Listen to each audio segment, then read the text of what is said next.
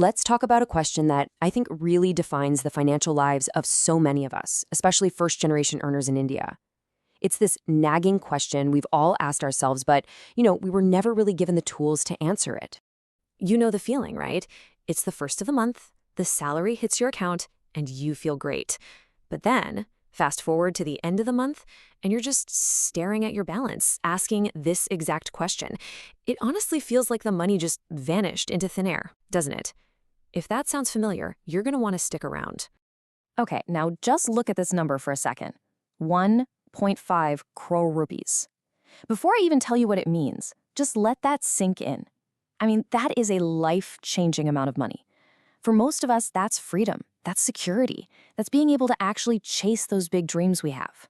And here comes the gut punch. That huge number, that's the average amount of money we lose over our entire careers, just by playing it safe. By putting our money into fixed deposits, because that's what we were told to do, instead of learning how to invest it so it can actually grow. This is the hidden cost of doing nothing. But listen, I really need you to hear this and let it sink in. It is not your fault. Think about it. Did anyone teach us about compound interest in school?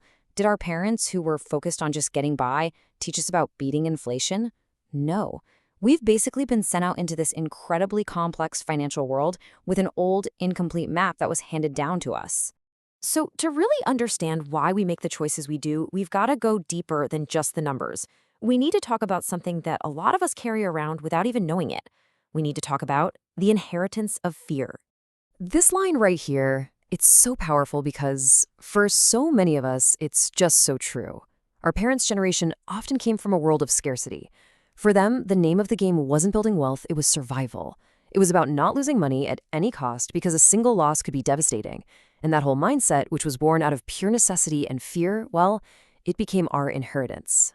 So what does this inherited fear actually look like in our day-to-day lives? Well, it's that little pang of guilt you feel when you spend money on yourself.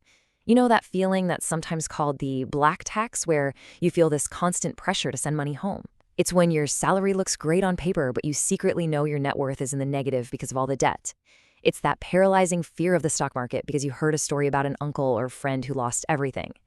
And yep, it's definitely that investment app you downloaded back in 2019 full of good intentions that's still just sitting there on your phone unopened.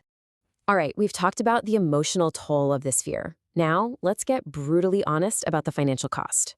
There are 3 specific numbers that really highlight what playing it safe is actually costing you. We're going to start with the big one again, 1.5 crore rupees. This is what we could call the fear tax. It's the price you pay over a 30 or 40-year career for choosing the so-called comfort of a 5% FD over the potential of a 12% return from something like equities. Fear tells you to avoid risk, but it completely hides the much bigger risk of your money not growing at all. Next up, 46 lakhs. This is the true cost of funding a big life event like a wedding with a loan. And it's not just about the interest you pay back. No, it's the opportunity cost. It's the decades of growth that money could have had if it were invested. That loan doesn't just cost you now. It's literally stealing from your future self. And this last one, this is something that can hit you every single year. Up to 1 lakh rupees. This is the money that most of us just leave on the table simply because we don't understand how to optimize our taxes. It's a direct leak from our wealth that happens only because we were never taught how to plug it.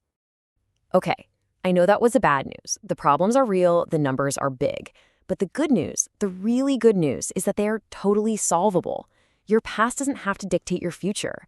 What you need is a new financial toolkit, one that's designed for the world we live in today. And here's what that toolkit looks like. First, a black tax calculator, so you can plan for supporting your family without all the guilt. Second, a fear tax framework, to show you the actual numbers behind safe choices. Third, an MI audit, to help you figure out good debt from bad debt and make a plan to get out of it. Then, a tax optimizer, to stop you from losing up to a lakh every year. Next, an automated wealth system, so you can build wealth on autopilot without needing endless willpower. And finally, a one-page wealth map, so you can track your entire financial life with just 6 numbers once a year. See, this isn't about making things more complicated. It's about replacing all that anxiety with real clarity. So, who is all this for? Well, it's for anyone who's been nodding along, for anyone who felt a sense of recognition in what we've been talking about. Let's see if any of these sound like you. This is for you. The one who's doing everything you were supposed to do.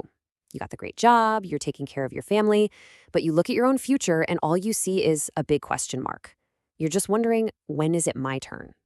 This is for you, too. From the outside, you look so successful. Your combined salary is something your parents could only have dreamed of.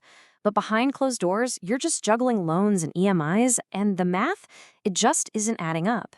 And maybe most importantly, this is for you, the person who has decided that this whole generational cycle of financial stress and fear, it stops right here. It stops with you. You want your kids to have a totally different relationship with money, one built on confidence and freedom and a sense of abundance. This right here, this is the core message. It's a declaration. It's you deciding that the old habits, the old fears, and the old limitations are not going to be your story. They are not the legacy you're going to pass on. You have the power to write a brand new chapter. So the final question is really just this. You've seen the cost of sticking with the old story, and you've seen the tools you can use to write a new one. The only thing left to decide now is which story you're going to choose. What will your financial story be?